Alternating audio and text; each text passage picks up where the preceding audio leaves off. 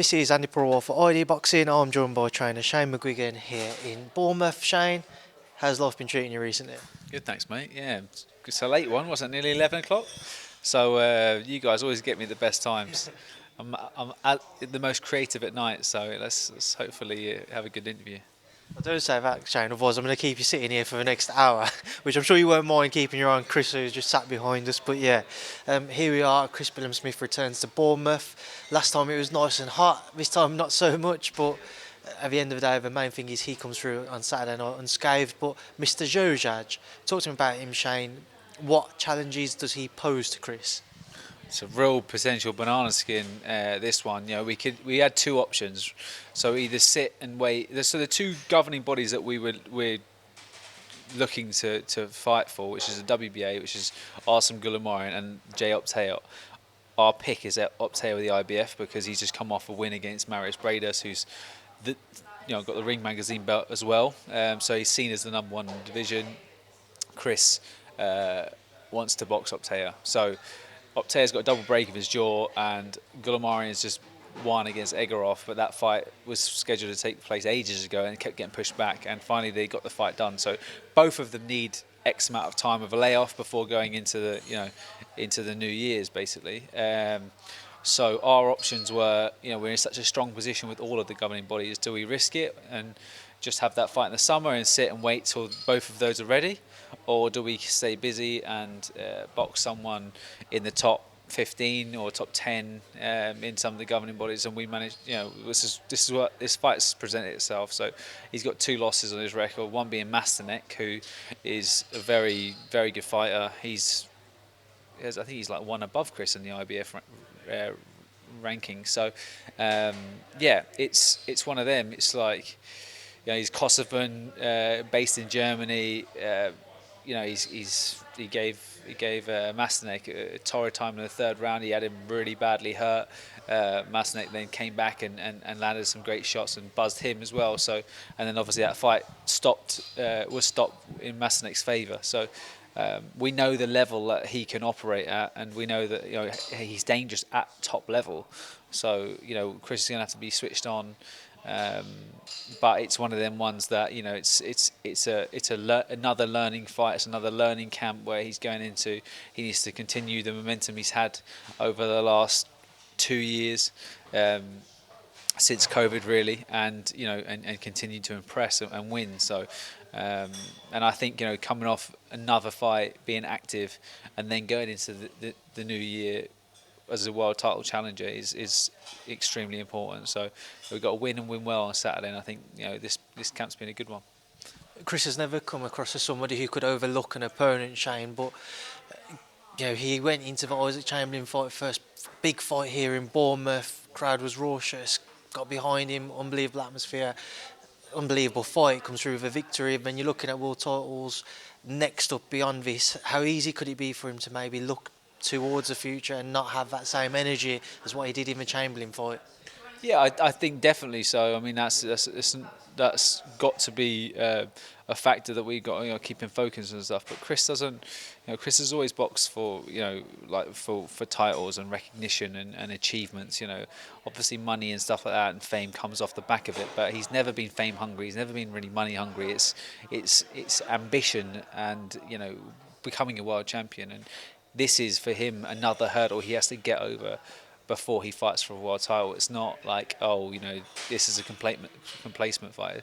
This is like, you got to win well and look impressive to force another fight to come down into Bournemouth. Like, if you stink the place out, then they're reluctant to come down. So and the Chamberlain fight was a 5-week training camp. He just had a 4-week-old baby, which is his first child as well. So he'd come away from his family to train for the fight. It was a fantastic opportunity to headline back down in Bournemouth, and it just so happened to be a horrendous timing. You know what I mean? But he took it, and it was a fantastic fight. And he come through, managed the rounds extremely well in that fight. And that was definitely a telling factor. And he knew when to push, when to save a little bit of energy, when to rest on the inside, when to work on the inside, shorten the range of Isaac and sapped him, and just literally made it his fight from literally 1 or 2 rounds in. But I think he's just getting better and more complete as a fighter all the time. And the same tactics that work for Chamberlain, I don't think it's necessarily going to work for this one. We have to be a little bit more cautious. We're going to break him down the jab. He's dangerous early, and I think we'll get to him in the second half of the fight. Shane, Jai Opetaia, speaking to Chris earlier, he seems to be, he's the one certainly at the top of his list out of the world title holders. Do you believe next summer that fight can be delivered here in Bournemouth at the Vitality Stadium? Yeah, I mean, look, we've got a 2-fight deal with Boxer. We know that the second fight is a world title fight. We will sit and hopefully that fight will be able to get made. He's pretty keen. His manager was here for the last one. They're looking at a fight. They're looking to come over here as well. So they'll be equally up for it as we are. And he's the guy that holds, as we said, that he's a number one. He's the guy that beat the man. So we have to. That's an extremely big challenge to overcome, Jai Opetaia. But I think styles make fights, and I think someone that of Chris's structure and the way he fights, he likes to shorten the range. He's great at attacking and closing the gaps down quickly. Bradis gave him too much space, gave him far too many rounds early on. I don't think Chris will be doing that, but Bradis is naturally a bigger puncher. He's naturally, got more. He's got more experience as well. So he's got a lot of things that Chris doesn't necessarily have. We're going to have to come up with a fantastic game plan for that one. But I think it's a challenge that you can't shy away from it. It's the number one division at home in Bournemouth. Hopefully we can do it outside. I raised the point, or the question rather, to Chris earlier. I'll put the same to yourself. Obviously, he's just coming in on the back of a broken jaw when Jai does return. Don't know if he has plans to fight before a potential fight next summer or not. But will those start to raise own doubts in Jai Opetaia's mind? The jaw, that is. So when he gets into ring first time, starts to feel the punches land on it. Does he start to maybe go into a shell a little bit, want to cover up a bit more than what he might do? You look at Josh Warrington this past weekend, first fight back after a broken jaw, loses to Luis Alberto Lopez. Wasn't the same boxer we've been used to seeing. Do you think that could play a part, provided he's next in line? Well, he's got to question himself. He's got to question. It's a different. I think he's got 2 metal plates as either side, isn't it? So, and also, you've just got yourself up for being for boxing the number one division, someone that you'd been written off to. Everyone thought that Bradis was going to go out there, pick up his paycheck and come home, and he upset the champion. But how he'll be motivated because he's a young guy and he also wants to defend his world title. But as you said, doubts can creep in. Doubts can creep in about what it's like to take a shot on your jaw when it's been restructured, and more importantly, you might feel invincible. You just come off like, I can take this guy's power, so I'm easily going to be able to deal with whoever else is in front of me. But everyone hits differently. They throw different combinations, and everyone's different. So it's like it's not it's a winnable fight for us. It really is. So he's not invincible. He's a very good fighter, but he's not invincible. And the longer he has as a layoff, it suits us for sure. But Warrington, I don't think Warrington was afraid of getting hit the other night. It seemed like he got hurt with a couple of body shots early on, and he definitely felt the power. So maybe that's the tactics we'll try with Opetaia. I will ask you about Warrington later on, but just to stick with this night, this Saturday night, obviously Caroline Dubois returning as well. Just talked about her, Shane. I asked her earlier about her plans for 2023. She said she's more than happy to move towards world honours, and she actually said, in the gym, you say she's ready to fight for a world title in her next fight. You'd be happy for her to do that, but the question is whether she believes it herself. Do you believe that next year is the year of Caroline Dubois? Speak it, believe it, become it. You know what I mean? In those lingos. I think she's ready to fight for a world title right now. She's the most talented female fighter, female prospect coming through. She can punch with either hand. She's got unbelievable balance. She's got fantastic vision. She can now fight on the inside. She's now getting more comfortable fighting on the inside. You put her under a bar, she can squat over 100 kilos. Unbelievable athlete. She's always needed to be able to transfer that raw power that she has into punch power, and it's all down to technique. and having the confidence to stay on the shot, believing that you can take a shot as well, and not that you want to, but feeling like you're not trying to get off before you landed, So, but honestly, I'm so excited about Caroline Dubois' career. Like she's so talented. She needs more confidence fights, but she's a completely different human being than when she first came to me after the Olympics. Mindset wise, she knows how to close the gap down. She knows when to throw the shot. Sometimes she was throwing when I first started working with her, she was throwing from far too far out, wasting a lot of energy on the outside, like trying to get in. But now she's just cruises her way in, slips her way in, slides, and literally does some fantastic work in short. And I think like once she knows that she can, because she's always been out of the box on the outside, but once she knows that she can really bust girls up on the inside, rip to the body, it's going to be an exciting journey. But look, Katie Taylor's the lineal. She's a #1 champion. She's an undisputed champion. What she's done for female boxing is unbelievable. It's monumental, and I think she's got 1 or 2 more fights. And how motivated is she going to be after that? Really, will the belt scatter? And like, we need a new face in that. In 12 to 18 months time, really, they're going to need a new face for the 135-pound division. And I think Michaela Mayer's coming up, and those names are coming up. And I think Caroline Dubois is going to be the face of it. Her brother Daniel fought only a couple of weeks ago now. Very interesting, a topsy-turvy fight against Kevin Lerena. Walk me through it, Shane, from that first to the third round when Daniel turned it around, dropped 3 times in that opening round. Second round was a lot more even and quiet, and third round he did what Daniel does, just stopped him. But from your perspective, walk me through that entire fight. Well, look, he got hit with a shot on the top of the head that he didn't see, and when he went to put his leg down, when he was sort of come out and when he went to put his foot down, he hyperextended his knee. No one saw it. I didn't. I saw once he was moving around, something was wrong with his knee. And the next 2 knockdowns weren't knockdowns. They didn't hit. They didn't land a punch. It wasn't him going, I don't want to be in here. It was more him thinking something's not right on my leg, And I could see in his eyes he did the right thing, to make sure that he needed to have confidence to push off that leg. There's been some scans gone on. We are waiting on a few more images coming back, a few further scans, but there'll be something coming out soon to basically sum up what the issue is. But what he showed in the second round is like any other sport. If you're a footballer or if you're a rugby player, you've got time off the ball to be able to figure out how much weight I can bear through this leg and press off.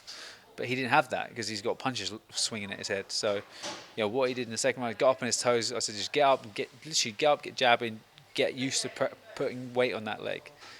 He did that. He killed around. He literally just got through the second round, got on the jab, walked onto a fantastic right hand and finished the fight. So wasn't like if we'd have sat down on the Friday night before the fight and said, what's a perfect fight for us? That definitely wasn't on the part of the plan, but it was a perfect finish in the sense like he overcame a lot of shit, and got up off the deck, brushed himself off, got back on the jab, and knocked Kevin Lerena out. So with one leg. Shane, after the fight, during the fight as well, Daniel came in for criticism. Now, of course, I know you've just said you're waiting to find out the results of some scans there, but whilst it was all ongoing, some people started to raise the question marks back to when he fought Joe Joyce. The quit word was thrown around and people were trying to throw it around again with the Kevin Lerena fight. I know in the end he got the win against Kevin, but what do you make of those remarks, people who are suggesting that maybe that's something which he's stuck with in Daniel? It's not, I mean, look, I don't think it's there. I don't think that's there in him. I know Dan. He's as brave as they come. There's never a day where he turns up to a gym and says, "Oh, who am I sparring?" I could literally bring in King Kong to spar him, and he will just go, "Cool, not a problem." Yeah. He is fearless. He is a fearless guy, He's believes in himself as well. So, those two things don't really fall into the quick category. Do you know what I mean? He had a severe injury in the Joe Joyce fight. He had a cracked orbital and he had a retina bleed. So there was pooling of blood behind his eye, and he couldn't see, and he's getting hit by 18 and a half stone. These people that say he could quit are sitting on the couch, fucking never been hit in their life. Do you know what I mean? Who are they to say that? So look, he's 25 years of age. He's a young man. He will go on to achieve great things. I genuinely believe it. And people, have your say in 4 years' time, in 5 years' time. Let's review it then. We can review it then, but just sticking with that world scene and Daniel's ambitions, we saw the WBA order Alexander Usyk to defend his WBA and therefore the IBF and WBO world titles against him next. I know Frank's come out saying that won't be the case because they're trying to make the undisputed fight, but where do things stand for you guys as a team? Yeah, well, look, we've obviously got to sit and wait to find out what's going on with that undisputed fight. But he's in such a strong position, you don't get many opportunities to fight for the not just the WBA Super World title, it's the IBF WBO. I know the IBF might be getting stripped because of Hrgovic situation, but also the WBC. If the winner of that, we want the winner of that. That's just, he is young. He's 25, but heavyweight boxing, you can be in deep against someone that you like Kevin Lerena. You can get in there with someone that hits you with a great shot, and it can not be over, but you can be put in your backside. But you can go in there completely fully prepared for a Tyson Fury and fight well above yourself and win fights like that. It's just about mindset, and Dan is going to relish the next opportunity he gets. I know we've just spoken about Daniel's confidence there. Would you guys still be open then in terms of challenging Alexander or whether it be Tyson next, despite the obstacles that he just had to overcome in the Kevin Lerena fight? Yeah. I mean, look, I don't manage Daniel. Martin Bowers does, and Frank Warren is his promoter, and we will collectively sit down as a team. But it's like, yes, it would be great to have more learning development fights. But I genuinely believe, I would love the Dillian Whyte fight. I'd like a fight that he could really get up for. But when you're in a position that he's in, he is in line for those big names, and I think he's got to take the opportunities. It's like he's worked his whole life to get here, and it's hard to say because you do learn through fights, but you also learn through good training camps and good sparring and get the top quality sparring partners in. And 8 to 10 weeks of fantastic sparring is better than 10 rounds of a fight sometimes. Even if it's a learning fight. He's in such a great position, and he has to grab it with both hands. Sticking with the heavyweight division, Shane, obviously we've seen Anthony Joshua over in the States going around training with different people, some with Derek James this past weekend. I just want to get your thoughts on his approach to trying to find a new trainer. He's done that route before the first Usyk fight and the second Usyk fight. Now he's doing it again. Just get you understand what you make of it as a trainer. Well, look, I mean, Robert Garcia came in, but from what I heard is he doesn't do pads. He's at that stage of his career. He's also a super featherweight now. That's him holding pads for AJ. Is you can teach things and break it down, but in terms of just doing 8 to 10 rounds of flat out pads, he did. He said I'm pretty sure he said he didn't want to do it. So, in my opinion, you learn because you can feel it. The way I coach is I can feel the technique, I can see where people are. Visually you can see where they're at with right in front of you, just like an opponent, and you can work on things and say, just turn that way there, bring that hand up here, catch that shot there, don't drop it here, whatever you want to coach them. Step off, do this, do that. There's so many things that you can do, but you have to physically do it on the pads. In my opinion, you can teach them on the bag, but it's not the same as someone shaping up in front of you. That isn't a sparring partner. You learn through sparring and you learn through pad work. Now, if someone's not doing the pads, and you're doing the pads with the guy that you were doing the pads with in the last X amount of training camps, then what's the point? And then he's in the corner shouting the instructions. The main guy that you brought in for experience is not speaking to you in the corner. You know, it's like, it was a wrong decision. Robert Garcia should have been in the corner, speaking and vocally saying, you're down, or whatever advice you need to say to get the most out of that fighter. But it won't work. Now, if he goes out there and he goes with Virgil Hunter or Derek James or whoever he goes with, I think you have to get rid of the other coach. I think it has to happen. And that's nothing, no disrespect to Angel Fernandez or whoever the other coach is. It's just, that's the way it's going to work, right? That's just the truth.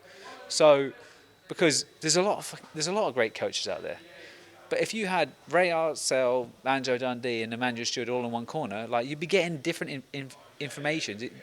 You can't say, all right, he's telling me to jab, this one's telling me to move off, this one's telling me to smother. Like, you know, like, it's all conflicting. So go with one person, listen to them, do a lot of physical pad work with them. If they don't want to do a physical pad work, they might not be the right coach for you. Right? I think Virgil Hunter is a little bit too defensive for Anthony Joshua. I think Derek James is a much better choice. I'd either go like Ronnie Shields or someone like that, right? If he wants to go stateside. And the thing is Derek James has been with Spence and Charlo from when they were young. Like, they had those. I mean, Spence, he had him from 15 years of age, I'm pretty sure. So, he's had time to mould him. And the problem that Anthony Joshua is going to have right now is he's literally in hard fights. He has a window. If someone's going to get him, it's the right time to get him, because he has a window of 3 fights, which is in the space of a year, that you've got time to implement things and work on things. In fights that he's going in, 80-20 is a favourite. Maybe 70-30 is a favourite. But he's still going to fights that he's capable of winning with whoever in the corner. But then you can just raise the bar and you can get confidence and you can get a rapport with each other. Like, that's what he needs. It was always a tough task for Robert Garcia to come in off a loss to Usyk. Whoever got that job is hard, right? Like, Andy Ruiz, the restructure of Andy Ruiz, it was like, you were winning the fight, you dropped him. I think you dropped him once or twice. You dropped him heavy, and you got nailed with a shot, and it completely swung the fight, right? But you were winning the rounds. You were able to maintain the distance and get on the jab and outwork him. But with the Usyk fight, it was like you were lost. You were getting outsped, and you were overthinking, and you weren't able to get the shots off, so you weren't able to get success. So now bringing in a guy like Robert Garcia, you're still, like, there's nothing he could turn to in that first fight to say, like, maybe I should have done this, or maybe it was, get your hands up, shorten the range, get a tiny small ring, get the most dangerous gloves on, get the best possible sparring you can get, and stick it on him, right? And take the risks. Take the risks that you have to take to get close to your opponent, and you're heavy-handed. You need to get within that distance so you can let your hooks go, and that was, it's not as simple as that, but it is, in basic terms. That's it, But Robert Garcia is coming in there with guys that trying to speak, but people, there's 258 management, there's other coaches, there's S&C coaches, there's whoever, there's so many people there. It's always going to be a hard task for him or any coach, especially off a loss like that with an immediate rematch, to come in and really reinvent the wheel, So I don't think that's any reflection on Robert Garcia as a coach. And I think if Anthony Joshua makes a decision, this has to be his last decision to make. You have to make, going around and hopping from one gym to another is not the right thing.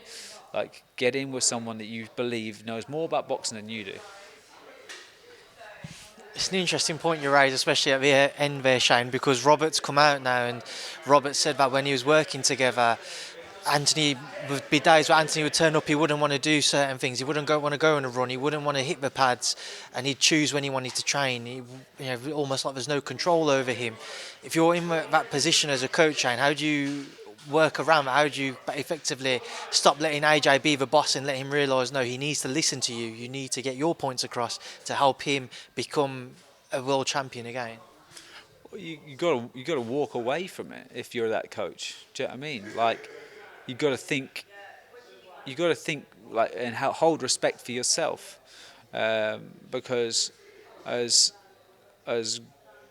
great of a fighter as Anthony Joshua is, like, and as a marketing tool as he is, he's a business. He's a walking business, right? So, but it's not a walking boxer, right? You have to get back to being a purist and going, all right, what got me these millions? What got me everything else?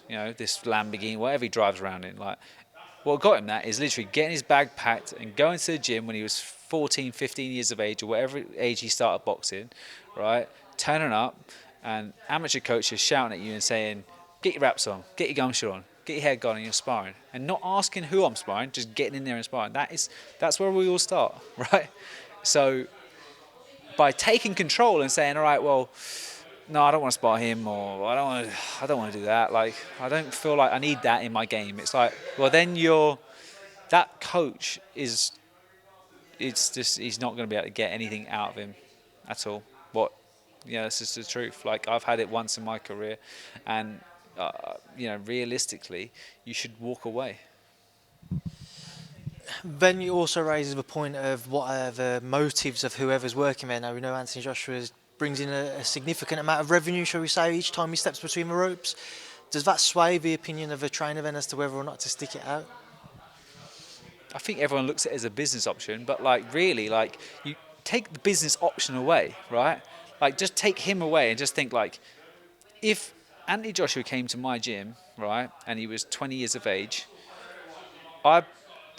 he was making $1,000 a fight, I'd still be thinking, great, because I know, not even money-wise, I know this guy's going to achieve great things because he's a great athlete and he can fight.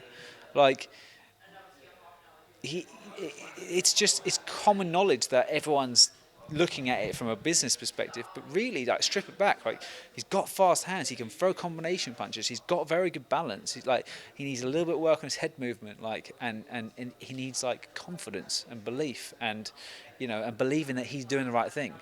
But every single person around him is looking at it from a business perspective. Like, what did Muhammad Ali do? He just took himself up to Big Bear and literally just trained up there for 8 weeks before a fight. And, like, really, I don't know what money Ali generated, but I'm pretty sure it was a lot of money for those times. But he isolated himself and got himself away from it. And that's where he needs to be. He needs to be in isolation. He needs to go back to the basics and literally have none of this extracurriculum bloody photo shoots and all that stuff going on, because that's not going to maximise him, and maybe he should do something like a no-win, no-fee. Do you know what I mean? Just do that. All right, no-win, no-fee. How many coaches are going to queue up for the Usyk fight on no-win, no-fee? Shane, we spoke about potential trainers in the US. If Anthony was to explore the UK? I've been asked this so many times. All right, so, like, it can look like I'm prying for a job and stuff. Like, look, as I said, go into the raw ingredients of what he brings to the table. Like, yes, he's 33, but he's still a fresh athlete. He's still learning and developing. He's still a great fighter. Like, it doesn't matter, as I said, it doesn't matter who he goes with. So, like, as long as he believes that they know more about the game than he does, he's in a good position. So, like, that's not to say that I know more about boxing than he does, or Adam Booth, or whoever else, like Caldwell, or any of these other guys, like Gallagher. Like, it doesn't matter. Like, what matters is, like, he gives full faith and attention. Like, Rob McCracken, like, had his ear, and, like, I think that's the main person that's had his ear the whole way through his career. So, like, potentially, what you could go back to him. Do you know what I mean? It's just someone that you genuinely really respect. Like, okay, if that relationship's broken down, it's hard to go back to that. But, like, go with someone that you really believe like you don't ask questions. You turn up and you do the work, and you might ask questions internally. I mean, there's plenty of times like I know, for instance, George Groves like, all right, George, I want you to do this, and I know he's asking questions, but he's not like actually verbally asking me questions. He's asking questions internally, but he believed in the process, and he got a very good result out of himself. He got the best out of himself in that state of his career, the end of his career. So, I mean, he did that because he put trust in someone else, and I think that's where a coach, that's what a coach needs, is just the belief and trust that you've got with your fighter. If you've got that, it's successful. Shane, stepping away from Anthony Joshua. I don't know. Are we in a rush to wrap up? No, see, this is your issue now, because you said to me that you had time, but we are getting close to wrapping up now. Somebody you used to work with, Lawrence Okolie, has been in the news for the last week or so around his contractual state with Matchroom, if he's a free agent or not. I was trying to get your thoughts on everything that's come out of Lawrence recently. It's hard for me to talk about his. Like, I'm not a part of his. I know what's going on with his issues and stuff, and it's. Like he's had his say. I'm sure Eddie will then have his say, and all of that other stuff. And that's just the crap part of boxing. Like, that's when relationships break down and stuff. That's always the sad part of it. But like he's a very good talent. He's a very talented boxer. He can punch. He's going to do great at heavyweight. Me and Lawrence. He's not actively in my gym. Like, we haven't fallen out. There's nothing to do with that. It's with the state and that he's at. The position that he's at in his career right now. It's best for him to be in Dubai and away from all of the other stuff. Like, he's happy out there. So I just hope for his own sake that he gets things resolved and he can get active again, because he's in his peak. Shining away from Lawrence, I just want to get your thoughts on Terence Crawford's stoppage win over the weekend because of his gloves busting up. It's been a talking point, and since when he's come out that David Avanesyan and the team have written to the Nebraskan Commission about that. Your thoughts, on that entire situation? Metallic leather always breaks up. Now, look, to be honest, I said this, that picture got sent into our group, and I said, like, it's hard to say that they only had 6 rounds in them and a warm-up. Do you know what I mean? It really is hard to say. Like, they're beating up gloves, but if there's a chance of leather ripping, it's leather's ripping on that, like, because it's kind of like pleather, as it were. It's like that plasticky, like, fake leather, and most of the time, like, if you get an Everlast glove, or you get most other gloves that are like that metallic leather, they do tend to, but the thumb will come through and they'll break up before the actual main part of the leather that goes basically. But he had that leather, like sort of metallic-y leather on the main base of the glove, and then he had a green leather on the inside which didn't break, and then he had his thumb gone. So, it's like, maybe the commission should just look at that, or whoever's made Everlast, for instance, should look at that and just say, we're not going to make those gloves that way. We had a set of power locks that ripped in the change rooms for when Chris boxed Dylan Brejon. His thumb ripped up the side, and the thumb, like, the attachment was about to come off. I said, God damn, like, chuck them out, get our spares in. So it can happen, but in my 13 years coaching it's only happened once. So, like, it is quite rare. Final one, Shane. Eubank-Smith. I'm sure that Rob will probably catch up with you before then, but just in case, what are your thoughts on that? Well, he's here tomorrow, so yeah. But Tomorrow or Saturday? I've been told tomorrow. So. It's probably tomorrow now anyway, but Eubank-Smith, what do you want to know? Just get your thoughts on that fight. Which way do you lean? Because I've spoken to a few people in the industry who are actually favouring Liam moving up. Yeah, I mean, look, it's really hard to say, because Eubank looked good in spells against Liam Williams, but Liam Williams was really, like, not himself in that fight. So, he didn't finish him, but I don't think he finished him because I just don't think he felt the need to. I think if you just said, like, there's £1 million bonus, Chris, go and try and finish that fight, he would have done it in a heartbeat. Or not a heartbeat, but he would have gone about it in a different way. So there's genuine needle in this one. There was rumours that Liam dropped him with a body shot when they sparred. years ago, and Liam will obviously have confidence in that. Liam's a very good sparrer. He walks around heavy, spars well. He's got a fantastic chin. He's got a very good high work rate. But with the where Liam's attributes is pace and shortening the range and feeling like he can fight close and he can fight at a high tempo. Now him being up at 160 is going to he's going to lose a little bit of that snap that he has at 154 in terms of his actual punching power. Like, he's not a massive puncher, but he's a good combination puncher. So he'll lose a little bit of that power going up there, but he'll take a slightly better shot and he'll have a little bit more energy to keep going through the gears. And the Eubank that we always talk about, is the Spike O'Sullivan and then Nick Blackwell, and that was when he was on fire. Like, he was rattling off combinations on people's heads and body, and literally he could go all day. Like, we haven't seen that since he linked up with Roy Jones, and even though when he was at 168, he was quicker than these guys like Andi Yildirim, but obviously Andi Yildirim went on to achieve not a lot. But and then Groves boxed him, but he's never really a 168 pounder, but that he had a great chin, so he could mix it with those guys. Now, going back down to 160, he hasn't looked the same. I still favour him in the fight. I still favour him because I think, when he hasn't been pushed and he hasn't been in a hard fight. Obviously, he beat DeGale after, but DeGale was well past it. But he hasn't been pushed when it comes of late. But I think when he is in a competitive fight, when he is having nip and tuck rounds, which he will have with Liam, because Liam's a very good fighter, I think he'll go back to his old ways, and I think he's got that engine built in him, and he lives a life. He doesn't balloon up and down. He's got a great chin and he's got a fantastic work rate. He just hasn't been relying on it recently, but I think he'll need to rely on it, and I think he'll have that in reserve, and I think he'll win. But I don't think he'll win. I think he'll win on points. Well, Shane, we will leave that there now because it is probably close to midnight, and I appreciate you doing this so late on into the evening. Thank you for speaking to me in ID Boxing. Good luck on Saturday night. Cheers, thanks, Andy.